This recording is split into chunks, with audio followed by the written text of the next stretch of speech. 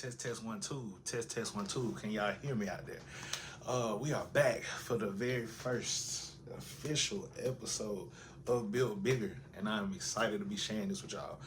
What's up, everybody? For those that are new here, my name is TP, and welcome back to Build Bigger. If you're watching this right now, I don't think it's by accident. You're here because deep down, you know that you was meant to do more. And that's all we trying to do here. We just trying to build men up to be more. So some of you may ask, who is TP? Who is Terrence? And what makes him qualified to lead men? Life, motherfucker. Life and experiences. Um, just to start it off, I'm married. One lovely lady calls me her husband. That's my beautiful wife, Yakira. I have 3 beautiful children that call me their daddy. And a lot of people call me coach. But at the end of the day, I'm just a man on a mission with a vision. I grew up in Tanner/Athens, Alabama. So shout out to my folks back at the crib. Love y'all, miss y'all. Coming from the South, it definitely shaped me. Family, faith, hard work, and community were at the center of everything. I don't know how they get down up north, but down here it's all family based, and I love that about the South. Love that about the country. Football became my first true love. Friday through Sundays at my house back in Alabama was all football. And Friday night lights, just the Saturdays of just all football, and then me yelling at my Steelers on Sunday. That was every weekend, and I couldn't want it any other way because it's still the same here in my house in Georgia. Like I said, football was my first true love, and it was also my ticket to where I'm at in life currently. It taught me discipline, teamwork, and what it means to push past your limits. I was blessed to play Division I football at Jack State. Go Gamecocks! Shout out to my Gamecocks. And pretty much those years laid the foundation for who I was becoming. And I'll be honest, I didn't even see it at the time. But once football ended, life hit me pretty hard in a few different ways. I'm gonna share that with y'all. Like I said, with this channel, I'm gonna be transparent, not putting folks' business out, but I'm definitely gonna share my story. All right, and I'm doing this because it may help the next man. So, like I said, once football ended, life hit me pretty hard in a couple different ways. From my brother passing away tragically in a car accident in 2015, a really bad breakup in 2016, and then getting cut from the Jets also in 2015. Between them 3 things, like back to back to back, your boy was a wreck, a complete and total wreck. But again, that ties into the mission. All right. I had to figure out who I was without the game, while still dealing with the pain of all those trials that I had went through. So I moved to Georgia. So coaching was the next best thing. This was around about the time I moved to Georgia. So July 2016, I moved to Washington, Georgia. I didn't have much to my name when I moved here, and I lived out of a motel for a while when I got here. But when I moved here, I moved with a plan to get my career started. And I was a football coach and basketball coach for 8 years. 8 years. I coached football for 7 years, basketball for 8. I coached at a few different schools during those 8 years. Let's see, 2020. So we're gonna fast forward to 2020 from 16 to 2020. 2020 was a very trying year. And I know it was trying for everybody, but not just because of COVID. Your boy's life accelerated out of no damn where to the point like it made my head spin. And like I said, it was a few reasons why 2020 was difficult. My wife gave birth to our kids. We had twins right off the bat. My little boy and my little girl, Talon and Yolanda. Shout out to freaking Frat, cause boy, I love them, but they the Bandicoot twins. If you played Crash Bandicoot back in the day, then you know exactly what I'm talking about. So we had our twins in 2020 during COVID. And me and my wife quickly found out that we really didn't want to raise our family in Macon. Not because it was anything really wrong with Macon that we felt like, because we didn't deal with all the riffraff. We were teachers, we stayed out the way. But because it was just expensive, and them bills was billing, and on teacher salary, it just wasn't doing what it needed to do. So we moved in with my mother-in-law, which I'm not really gonna say that was a trial. Well, no, it really was, but not for the reasons you think. First off, I love my mother-in-law because she opened up her door to my family without hesitation, but it definitely was a trying time. My wife and I, we were just at odds. Like literally, we had only been married a year. We weren't even married a year before we found out she was pregnant. Then we found out it was twins, and literally, by the time our anniversary rolled back around, which was June 30th, we were preparing to move a family of four into my mother-in-law's house. Um, Now, like I said, I love my mother-in-law to death. She has been nothing but a blessing to me since I've been here. Before she even really knew anything about me, that lady has had my back, and I am forever indebted to her. So, Natasha, if you're watching, I love you. So it was just a lot going on at the time. Through the midst of all that, I was trying to get us a house so that we could have our own space. But it was one night in particular. I was up studying some stock trading information that my boy Tristan had sent me. Shout out to my boy 300. But like that night, I can remember I was sitting at the kitchen table and my thoughts were all over the place to the point that I could barely even focus on my computer, my notes, anything. Then I just sat there and out of nowhere, like the tears hit me and I was like, damn, is this rock bottom? Because this is what it felt like. That felt like my rock bottom.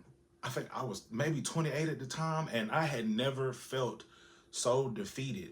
I mean, I was a young man with a family, and I didn't have anything my family really needed except determination, a vision, hustle, and muscle.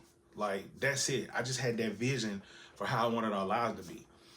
But, like I said, when you hit rock bottom, you got to know the only way you can go back is up. So I said all that to say I have stumbled. I have had to rebuild physically, financially, and most importantly, mentally. Heavy on that mental part. Fast forward to where I am today. I am super, super blessed. I am a very rich man. And I say that in the sense of family and what I have been able to accomplish in the 9 years that I've been living over here in Georgia. As of right now, your boy owns 3 businesses. 1, 2, Trey businesses. I run a record service. That was my first one, called TNY Towing. So if you ever need roadside assistance, call on TNY Towing LLC. I got you. My second business venture is me stepping into real estate. Still working on that, but the LLC is already established. That business is established. It's called Pendleton Property Management, and right now I'm on a journey of growth as a man, which led me to start this channel, Built Bigger. So yeah, working every day to become a stronger man for myself, my family, and for my future. Like I said, this vision that I see in my head, I owe it to my wife, my kids, my parents, my siblings to bring this vision forth. Not just for myself, but for what I know for a fact what it's gonna do for my family. So, I mean, I said all that to say, I know what it's like to carry responsibility. I know what it feels like to bear the weight of expectations and they get heavy. They definitely get heavy. And I know what it's like to have to battle them setbacks. Like I said, moving into my mother-in-law's house with a freshly made family. Like, me and my wife were barely married a year and we were already going through the trials. I'm thinking that shit don't happen until, you get older, like seasoned. But no, right off the bat, out the gate, high risk pregnancy, dealing with that in itself, just watching my wife go through that was very, very difficult for me.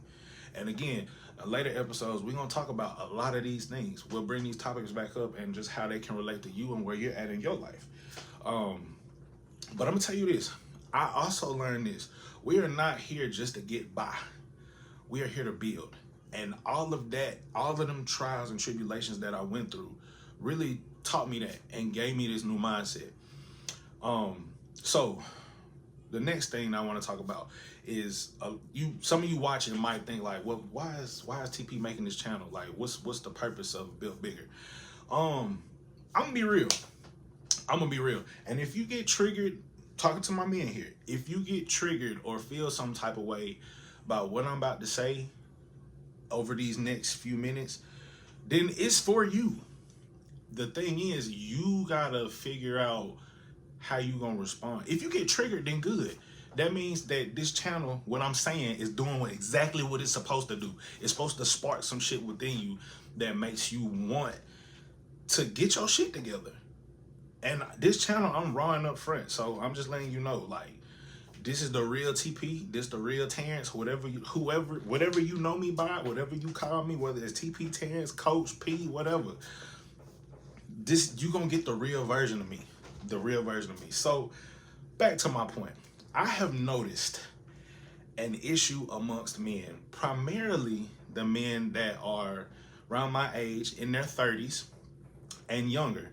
I'm gonna be real. Too many of us are just flat out soft. I'm talking about softer than Charmin tissue. Soft. Capital T, soft. Way too emotional. Way too emotional to be men. And I'm not saying there's nothing wrong with having emotions as a man. Let's go ahead and nip that in the bud. I'm not one of them that be like, oh, don't cry, don't do this, don't do that. No. However, you cannot let your emotions run rampant and run your life. As a man, we cannot make emotional decisions. That shit is gonna bite us in the ass every single time. I'm speaking from experience of making emotional decisions. We're gonna talk about that. So like I said, too emotional, way too emotional. Lack conviction and vision. Just out here doing whatever. Just smoking, drinking, getting high. My thing is, what you celebrating for? What you out here doing? It's a random Tuesday and you drunk or high for no reason. And again, speaking from experience with this stuff, I had got to the point where I realized, like, dude, like this shit is not serving my purpose. I got a wife, 2 5-year-old kids, and a 4-month-old. I got people I got to tend to and see about. I cannot. There's no way that I could look my wife in her eyes and be like, baby, I can't make the mortgage. I can't make the mortgage this month. But 3-4 days ago, I done went and bought me a 3.5. I'm up here rolling up, but my mortgage is due. There's no way. There's no way that makes sense. Or you have financial troubles of any type, and you're giving into these habits. When you in financial strife, them habits is the first thing that got to go. But see, this the thing. Them habits is what's gonna make you. Once you feel that pressure, them habits be the things that be like, come on, come back. What Pookie said off New Jack City, it just keep calling me. It keep calling me. That's what them habits do. I'm not saying don't enjoy yourself and don't enjoy life. I like to dabble myself. But what I'm saying is it's a time and a place for that. When you on the come up, a lot of that plan and all that shit that you doing, it's got to come to a stop. Otherwise, you just gonna get so wrapped up in it, you never gonna escape that cycle. You'll never escape it. Again, speaking from experience, I had to make the conscious effort and decision to change. And literally, it was for my wife and my kids. My wife and my kids, but the first person it was for myself. Because I just didn't like who I saw when I looked in the mirror. Next thing, men, a lot of men just flat out lack confidence. No confidence in themselves to start their business, bet on themselves, and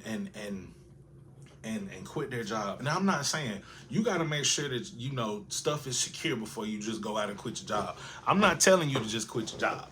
So don't get in my comments talking about, oh, TP, you told me quit my job and I'm behind. Like, no. You got to make sure you got your shit lined up first. But what I am saying is you got to have that confidence to know, like, no matter what, it's on me. I'm going to figure it out. I'm going to make this work. And the biggest thing that I see is we really lack leaders in the men community. Now, we have some, but a lot of these men can't lead themselves down the lit hallway, let alone lead a family. And that's the problem. Just men having children or trying to create these families, and they're not prepared. And this is the thing. I'm gonna be real. I was not prepared to lead a family when I first found out your kid was pregnant. I was not. I was not. I knew for a fact I wasn't. I can't tell you how many times I called my mama crying. I ain't ashamed to tell it. You talking about scared. Scared. SKED. Scared. Because I was like, how am I going to do this? How am I going to give them the life that they deserve? How am I going to do all these things? But the thing about it, though, even in the midst of that, I had a vision for how I wanted it to be. What I saw down the road of how I wanted my kids to live, how the life that I wanted my wife to have, and the life that I wanted for myself. Like I had a vision for all those things. So that's why I created Build Bigger. Like I said, this ain't just a podcast. This ain't just a little talk show. It's more of a movement and a brotherhood. This is a place where men of all different backgrounds, colors, cultures, walks of life, don't matter, can come together and just grow into the best versions of themselves. We all can get better and grow once we truly realize, bro, you really don't have to do this shit alone. And that's like this stigma or this thing that we hear in our minds, like we gotta be tough, we gotta do this, we gotta do that. Do it on your own, do it on your own. I'm gonna be real, like that's what causes burnout, that's what causes suicide, and just depression. That's what causes all these things in men. And that's why men, they, off themselves at a higher rate than women do, because we get in these modes where we feel like we have to do it alone.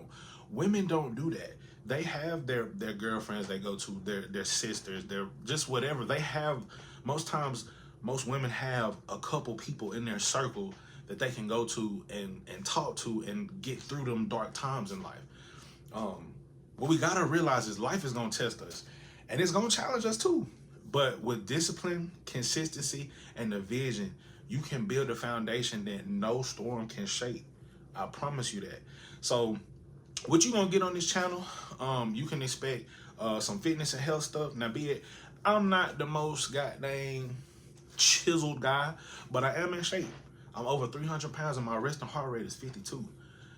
Shout out to my offensive linemen. My boys, my big boys up front. I was offensive lineman at Jack State. So yeah, I'm still in shape. Still in shape. I can still give you about a good 14-minute mile on a good day. That's debatable. We'll talk about that later. But yeah, like I said, fitness and health is gonna be one of the topics, because your body is your foundation, period. Mindset and discipline. Because how you think shapes every move you make. And the thing is, you gotta believe it. Before it comes to fruition, you have to see it, speak it, and then take the steps to put it into action. That's how you manifest. We're gonna talk about that. We're also gonna talk about money and business, because as men, we are called to build, to provide, and to create a legacy for our family. I mean, I believe the Bible tells us like that it's our job to leave an inheritance to our children's children. I heard that somewhere. It might not be in the Bible, but I know I heard that somewhere. And that's my goal, is to leave an inheritance to my children's children. And finding and living in your purpose. That's big, because most people don't live in their purpose. They settle. They get up and go to a job that they hate, that they literally hate. My last teaching job was roughly like, I had to drive an hour commute there, hour commute back, so 2 hours a day.